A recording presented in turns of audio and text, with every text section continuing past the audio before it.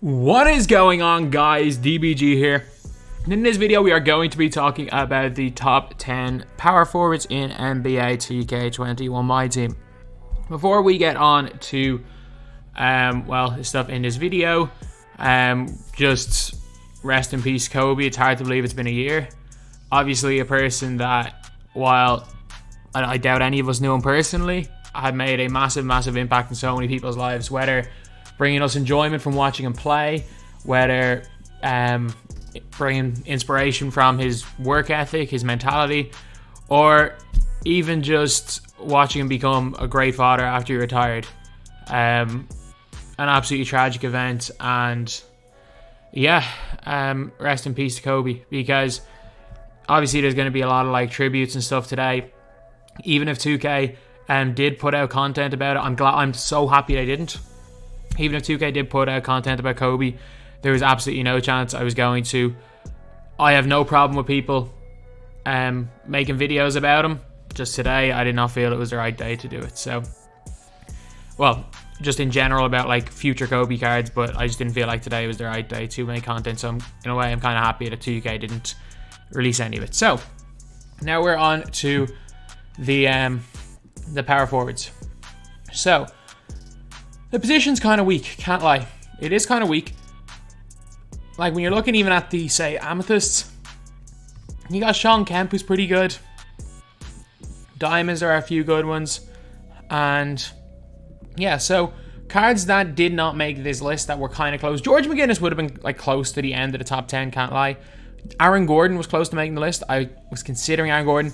And the number 11, the, biggest honorable mention is Jason Tatum. I actually think Jason Tatum is a really nice card. It's just, in my opinion, there are better cards than Jason Tatum. That's just my opinion. There are a few guys better than Tatum, but Tatum's really good. So if you're going to argue about Jason Tatum, then you know what? You might have a point. Anthony Davis is another card that some people really like. I'm not as big a fan of him. I get it. He's good in the duo with Zion. He's good at center, but he's very close to making his top 10 as well. Other than that, though, I don't think anyone's really going to argue Josh Smith as a top 10 small or power forward anymore. I don't think anyone's going to argue the likes of Tim Duncan. And as much as it pains me, Draymond Green is no longer in the top 10. He's not good on next gen.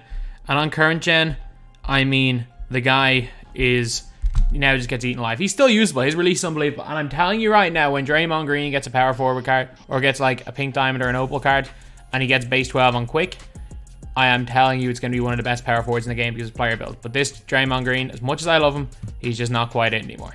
So anyway, now we are going to go on to number 10. Number 10, we've got Bobby Jones. So Bobby Jones, literally his three-pointer and the fact he can't get range are the only problems with this card. Look at the defensive badges. Clamps, defense leader, hard crusher, interceptor, intimidator, off-up pass, pick dodger, posting block, the tireless defender. The guy's 6'9". Yeah, he's only got a 6'9" wingspan, but his release is really good. He hit shots. Regardless of his lack of hot zones, I'm telling you, this card here will hit a lot of shots. He's got Pro 1 escape, which is good. Base 4, which is really nice on both gens, just hitting wide open. He's got Showtime dunks. He's got the Pro 1 behind the back, so he's got overall good dribble sigs. And look at the defense. They're all 97. They're all his defensive stats are 97. As well as that, the guy's got 25 intangibles and not too high shot IQ. So it's 2K. Well, he's probably a 90. If they bump the intangibles, he's probably a 99. But there's no point talking about that. If even with low intangibles, he's probably the equivalent of a 97 overall if they lowered his shot. Or he's probably the equivalent of a 95 over 6 overall normally. But he's one of the best pink diamond power forwards in the game. A really nice card, and especially for token rewards, the best by a country mile. Maurice Lucas is pretty good, not even close to Bobby Jones. At number 9, we got Byron Beck. So these cards came out in the same day, and I personally think the ability to get range extender and being comparable somewhat on defense. Yes, his stats aren't all 97, but having used Byron Beck, the bit of a longer wingspan, he's by no means as good as Bobby Jones on defense, but it's not enough of a difference, in my opinion, to offset the fact that Byron Beck is quite a bit better on offense. Bobby Jones, 86 on offense, 96 for Byron Beck. Byron Beck has got base 40 on quick, whereas he's on quick. He's got base 4 on normal. He's at base 40 on quick. I really like Beck's release. Dribble sigs are very similar. They both have Showtime dunks. You can put Showtime on him. He's got 40 intangibles, 90 shot IQ. So in terms of like overall stats, you can argue that Bobby Jones is better. But I just think the ability to get range extender, they both can handle the ball. I think just getting range as well as having 3 hot zones means Beck is that little bit better. But Beck is still nothing spectacular. Like he's not still nothing spectacular. He's still an incredible card. Like, and so is Bobby Jones. Both of these guys belong here at 10 and 9. You can argue Bobby Jones better. I think Beck's a little bit better, having used both of them. Even though, funnily enough, I have Bobby Jones in my squad. I don't have Beck because I never got Beck. But I think Beck is a little bit better. Then we got Dan Issel. Dan Issel is a center. Like, I get it, he's 6'9", but he's a legitimate center. He's great to play at that position. He's got the half catch and shoot gold range extender. He's a Kevin Love release on quick. He doesn't have the dribbling of like a Byron Beck or anything. But his speed is not, and his speed isn't as good. He's not as good a perimeter defender. But he's basically like, imagine if you gave Kevin Love gold clamps and boosted up his speed. That's basically what you're getting with this card right here. He plays much better as like a small ball 5, and as a pick and pop center, you cannot get that much better. As well as that, it has been proven that the Dan Issel method of using Dan Issel in your squad for TT offline to get the dentist, so that the dentist will fix Dan Issel's teeth. It's proven that that method does not work, unfortunately. So it is right up there with the Bronze Squad method, the Konami Code method, the wait 3 seconds method. It is right up there with all of those methods, as in just complete absolute BS and not working whatsoever. So yeah, really good card. 30 intangibles. He's a perfect pick and pop big man. Like, it's not like he's I wouldn't necessarily use him as a power forward because he's just like 80 lateral is kind of slow if you're coming up against like a LeBron. But man, as far as pick and pop bigs go, he's like a better version of Chris Bosh. He's like a much better version, in my opinion, of Chris Bosh. Then we got Larry Bird in here at number 7. It just shows how good the power forward position is if Larry Bird's number 7. Larry Bird, like, this card is so good. He has been one of the most overlooked cards in the game this year because he came out, am I right in saying he came out in the last Idols batch? Maybe it was the second last Idols batch, but people have kind of slept on him. He's got a 96 3 ball. Like, his worst, like, people might say he's too slow. The guy's got 85 speed, 25 intangible, 70 shot IQ. He's got 94 lateral quickness. His defense is insane. He's got half range extender. And the guy's got box, clamps, heart crusher, interceptor. He's got almost every badge you need. He's got Larry Bird release on quick, which is better than Larry Bird release on normal, obviously.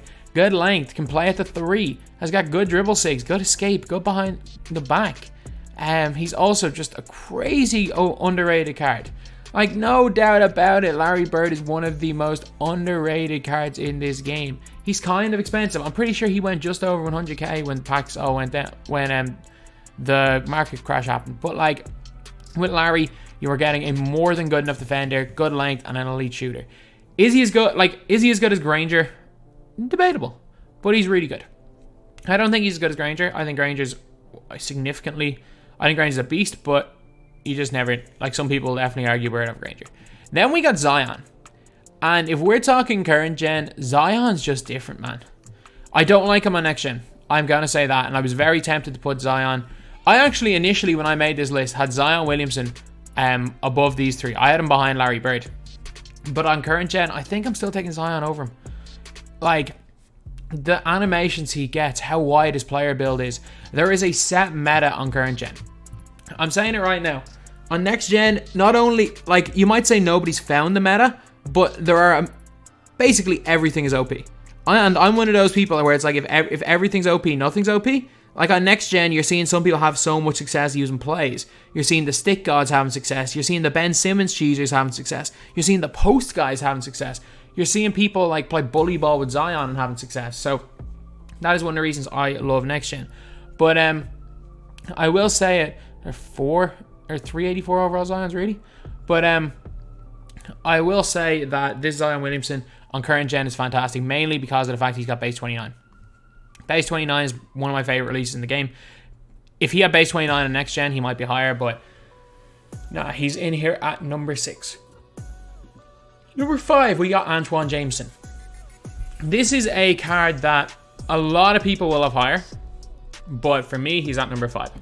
This is like where you can legitimately argue any of 5 through 1 as the best power forward in the game.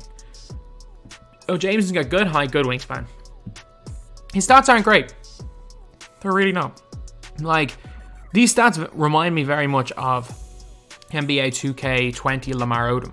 A lot of like mid-80s stats, maybe up in shooting, but the big thing is that he's got almost every badge you need. Like, yeah, you could do handles for days, but like, you don't need it on this card.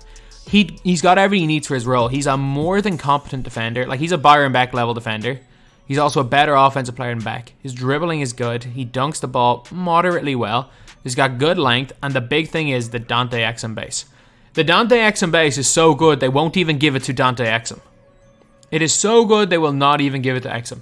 One of the best releases in the game, one of the easiest ones to green. And as Mr. Debo and Splash Edition would say, he is the chicken man.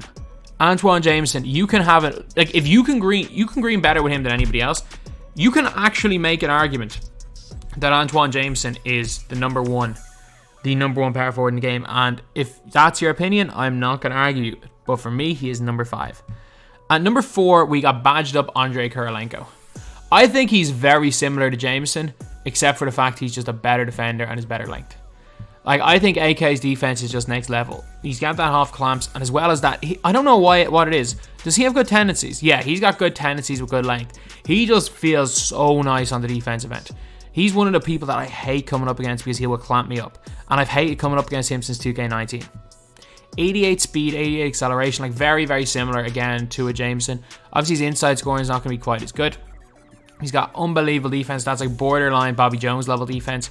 He's like, imagine Bobby Jones, but he can shoot a lot better. Dribble sigs, moderately good. Base 98 on normal. I hate it next gen, by the way. I hate 98 on normal on next gen, but it's still cash on current gen. Base 98 on quick is good on next gen. Base 98 on normal is not good. It's like Wade base. It's just not good at all on next gen. But he's got gold steady, which is gold blinders on next gen, which is still pretty good. Current gen, I don't think steady's a positive or it's a negative on a card. I think it's just a nothing badge. But he's got base. Like, there's nothing really he doesn't have. Like, he can't get hot zone under. Yeah, it is actually a factor on current gen. But like, dude, it's base 98, so you probably should be greening with a guy anyway. So that is another reason why I like the card. So he is in here at number 4. At number 3, we got Opal Chris Webber. 6'9", 7'3" wingspan, and another guy that you can make the argument is number 1 power forward in the game. Look at these stats. Like, his defensive stats are meh. I'm going to say that. Defensively, he's meh, but he's got half Intimidator for current gen.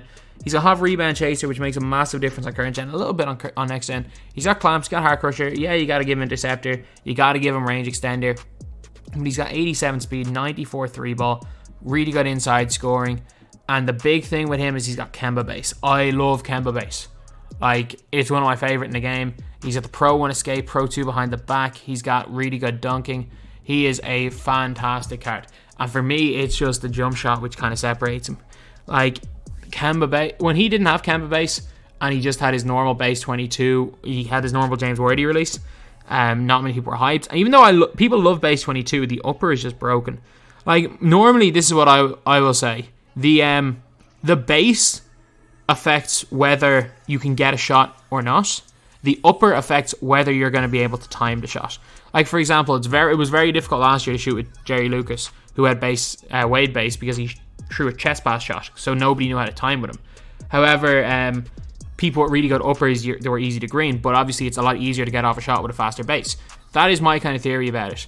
The base of a card affects whether you're going to be able to get the shot off or not. It affects the speed, whereas the upper affects most of the time how you're going to time the release. So that's why people were kind of upset with Chris Webber's initial release, but Kemba base is really nice. His release is fantastic. Coming up against this guy in 250 basically made me quit the current gen for good because this guy bullied my Draymond Green. So he's in at number 3. Number 2, Blake, who I just believe is bigger build Chris Webber. Blake has got Blake Griffin on normal. I don't believe it. I do not believe that Blake Griffin's is Blake Griffin on normal. Because I've used this Blake Griffin. He is one of the worst. Say not this Blake Griffin. This Blake Griffin. One of the worst releases in the game. But yet this Blake Griffin is one of the best releases in the game. It's on quick. Unless they somehow brought back the quick draw badge. His dribble sigs are alright, but his dunking is unbelievable. His dunking is crazy. You gotta give him clamps, you gotta give him range. But his dunking's incredible, his release is incredible, his shooting's incredible. Yeah, he might be a little bit outdated stats-wise, but man, Blake Griffin on current gen is just still a god. His defense, just due to his player build, is a lot better than his stats would suggest. 72 lateral quickness is a lie. The guy is a beast. And the only big man that's better than him in this game, playing inside, is the Anthony Davis Opal. He's the only big man better than Blake Griffin. Fantastic card. And at number 1, people expect him on the small forward list, it's LeBron James. He is so good that 2K had to change his position to stop him from being a dark matter card. That's how good he is. Like, if you're wondering what I mean by that, it's that 2K made him a power forward and lowered his rebounding, because they already tanked his intangibles and tanked his shot IQ.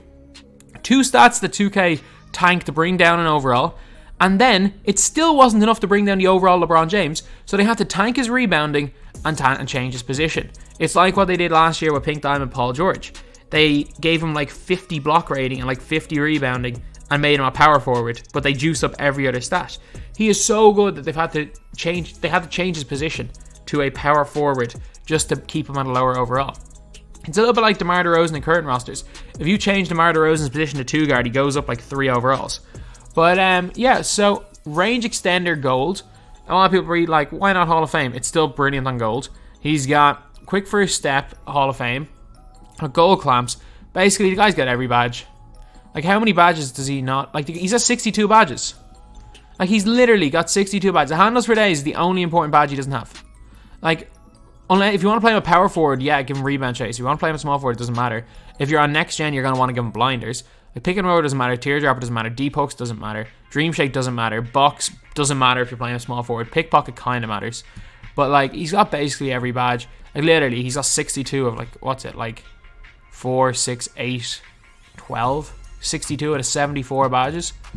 He's can Curry slide, has got the Pro A between the legs, has got unbelievable dunk packages. He's got, he doesn't have the LeBron James layup package. Let's not forget, he does not have the LeBron James layup package, which is bad.